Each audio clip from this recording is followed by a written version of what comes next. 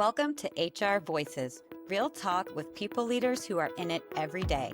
We get into the messy stuff, the challenges that keep them up at night, and how they're actually fixing them. No corporate fluff, just smart conversations for people who care about people. HR Voices is brought to you by All Voices, the platform that cuts hours of manual HR work with step-by-step workflows and AI to assist with investigations, performance improvement, accommodations, leave requests, and more, so you can get back to the human side of HR. Welcome to HR Voices. I'm your host, Emily Fenech, and today I get to chat with Laura Maffucci, VP and Head of Human Resources at G-P Globalization Partners. Welcome, Laura. Hi, thank you. Nice to be here. Yes, we're so glad that you're here today. Laura, could you tell us a little bit more about GP, the organization, the people that work there, and your role supporting them? Sure. GP is the industry leader, actually founded the industry in EOR, which is employer of record. So we help employers hire globally, even when they don't have entities in other countries. And we also have a fantastic new product called GP Gia, which is an AI product. It's the first purpose-built agentic AI designed just for compliance and HR purposes. And day to day, I support about 1,200 employees. I lead the HR team for our internal employees.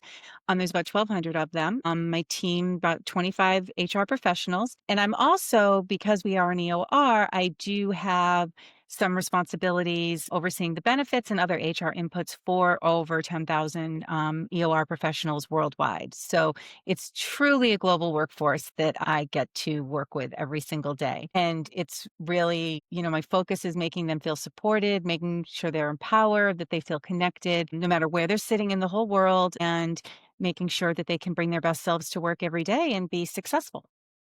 Great. As you start to plan for 2026, we're winding down the year.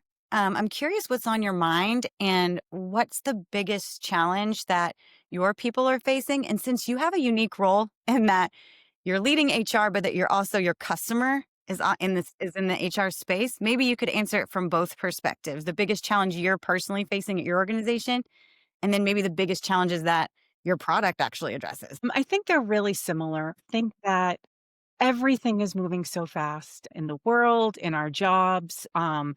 People feel really uncertain. People feel scared just in general. Everything's very overwhelming. We're having to constantly adapt in our personal and our professional lives. And especially with all the technology and with AI, I think everyone's really overwhelmed by it all. It changes so fast and it's having such a big impact. And, making sure that people understand that they shouldn't be afraid of that, how to learn how to help it make them better so that they can do better at their jobs and not be scared that it's going to replace them. I think that's really the biggest challenge that we're all facing right now is just keeping up. Keeping up. I feel that. So how are you addressing that challenge? How are you supporting your people? So, we've really embraced AI, done what a lot of companies have done with, saying we expect everyone to use it as part of their jobs.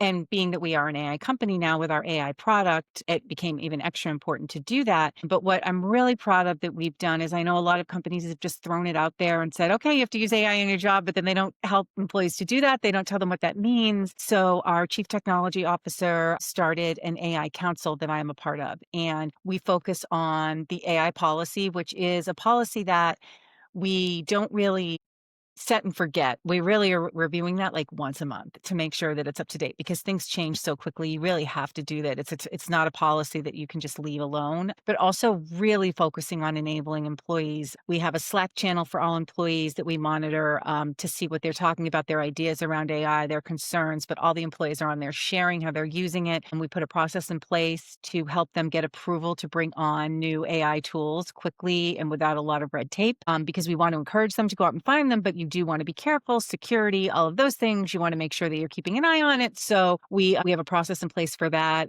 We have an AI Awesomeness Awards that we do where employees can submit themselves or someone else for using AI in certain ways that support their jobs in the business that we give out frequently. So we've really tried to engage employees around it and also enable them instead of just tossing it out there to them. There's so much There's so much opportunity that it really presents, and I understand people being nervous. I'm pretty nervous about it in general as well. Not so much in the workplace. I just think in the world, it's concerning. But that being said, it's here and it's not going anywhere. And so it's a situation where you need to learn to use it, and you need to learn the critical thinking and the discernment that is required, and really make it an extension of your work as opposed to viewing it as something that's going to replace your work. How do you balance sort of, at All Voices, we feel the same way, right? That it helps you do more, but it can't replace you, at least not yet, right? However, you still see these headlines, right? You still have a workforce that, is on the internet and can see the headlines of pretty large organizations doing reduction in force or eliminating people based on a lack of AI skills, sort of as they adapt for the futures. How, as a people team, would you recommend sort of navigating the two truths at one time? How to hold that? Yeah, I think, what we say is it won't replace people, it will replace people who don't know how to use AI. So it's important to get over the fear and really working with employees to get over that fear. I mean, our research shows that over a third of employees are really thinking that even if they use it, it's going to make their manager value them less, which isn't the case in most instances, because if you're using it smartly, it's actually a skill that we need, and we need you to show other employees how to use it, and use it to take the repetitive tasks away, the manual tasks away, the things that are really time consuming, especially in HR. There's so many things. If you're working on a policy, use AI to get the information you need to build the foundation of that policy so that you can really think about it philosophically and how to put it into, use it in your organization. That's what our product GIA allows you to do. Is it allows you to get those compliance answers, get those policy answers all together from a reliable source, because you want to make sure that you're using something reliable, and free you up to be more strategic and add more value. Especially if you're a global organization, policies become much more complicated because you don't want to have a policy in every single country that's different, and you want consistency where you can find it. So that takes a lot of thought and a lot of ways of thinking about your philosophical approach, that you need time to be able to think through those things. So really using it to free you up to be better at the more value added work. Hmm. Yeah, let's take two. You said a lot there. I want to unpack it a Right. little bit. No, that's great. I read a charter report pretty recently that women, especially more than men, often view AI as like cheating somehow. Yeah. And you mentioned, that a third of employees feel as if their manager will be disappointed. I think those are related, right? Like if you're using AI to do your job, that somehow you're not really doing your job. So is that something that you feel has that something that your organization has shown its head Yeah, there I or? think when we first announced the the you must use it in your job, there was a lot of concern, like, what does that mean? And I don't know how much of my job, how much do I have to be using it? And so I think organizations getting out there and encouraging it, and we have those awards, awarding for using it, so that it's very, very clear that the organization values you using AI, as opposed to is going to judge you for using AI and think that you're cheating. So I think organizations have to be really careful how they do it. And I do think some of the organizations, quite frankly, that have gone and eliminated a bunch of people and are relying solely on AI, I think that's going to backfire ultimately. I think we see pendulum shifts, and, things go way too far one way and then we come back. And I think eventually you're going to see that come back to a certain degree. But I think that's a huge responsibility that organizations have, is to make sure that, if you're expecting your employees to use AI, then you need to create an environment where it's safe to do so and enable them to do it. And walking that, I mean, it's difficult for HR leaders, though, to walk that line between, you don't want to be seen as the police of everything. You don't want to fall into that sort of stereotype of policy writer and police enforcer. You want to enable people, right? But at the same time, you had to even mention that you have to be careful, right? So how are you walking that line as a leader and as an organization that's making Yeah. AI part So, of your offering? so the AI offering, I'll talk about that first. That's actually the thing I'm most proud about. It is, we've been in the global employment industry for over a decade, and we have over 100,000 use cases, and the knowledge and the expertise and the in-country expertise around those use cases. And all of that went into building GIA. So everything in GIA is trusted, reliable. It's vetted by HR professionals. It's vetted by legal professionals. It was built by HR and legal professionals. So, and we even have a little badge, GP verified, so that it's been reviewed by our in-house experts. Mm. There's certain things, obviously, policy updates, things like that, of course, pull in things from the internet and internet scraping, but it's really built on our expertise. And, a recent report just showed that when you're using AI for general questions, so say you're in HR and you go and you look up something for compliance, it might be pulling that answer from Reddit. It might be pulling that answer from Wikipedia. And that's not where most large language models, that's what they're pulling from. They're just pulling it from the internet. So you have no idea if it's actually accurate. I mean, how many times have you been asking the AI something and it gives you an answer and you know it's wrong and you tell it it's wrong and it's like, "Oh, I'm sorry." And then it just apologizes to you. So I think I'm really proud that people can very much rely on GIA to be accurate and compliant because there's not a lot out there that can say that. From an internal standpoint, part of the enablement efforts is education around how to use it responsibly, how to use it securely. No, do not copy and paste an entire email with confidential information into ChatGPT. That's not secure. We brought on an enterprise application for AI, and actually we don't allow people to use ChatGPT, but we have in-house tools that are vetted. Well, the data is not leaving GP.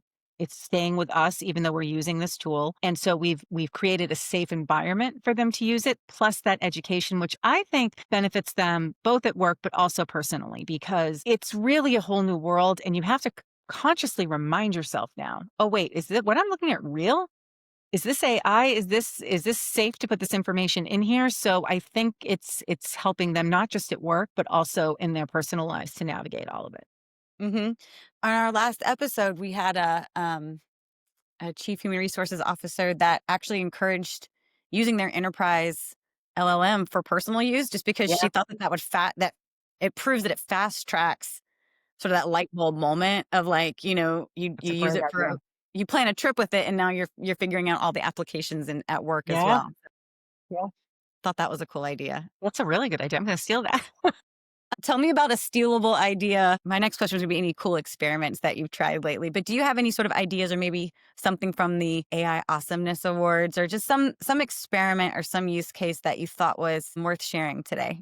There's been so many. I think just the awards in general, I can't even begin to try to think of just one because we get so many submissions. And I Yeah. think that that's actually the key takeaway is people are so smart and they're so creative. And when they're excited to embrace something, the limits to what they're able to do and come up with, there really aren't any. They've improving processes and shaving time off of things and finding efficiencies, and even they share personal wins as well. And it's just, I think the takeaway is when you enable people to do it and you create an environment where they're safe, there's no limit.